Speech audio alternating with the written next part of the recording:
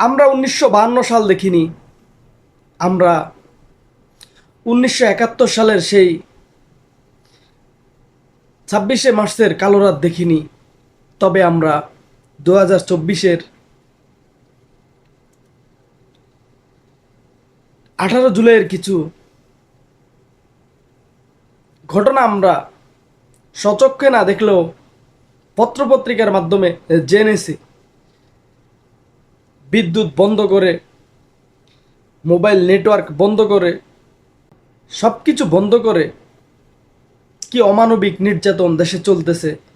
সাধারণ নিরীহ মানুষ, নিরস্ত্র মানুষ, তাদের উপরে যদি কোনো বাহিনী অ্যাটাক করে, সেক্ষেত্রে আসলে সাধারণ মানুষের কিছুই করার থাকে না। এক ভাই আরেক ভাইয়ের বুকে গুলি চালাচ্ছে, কোনো মায়া নাই, কোনো দয়া নাই।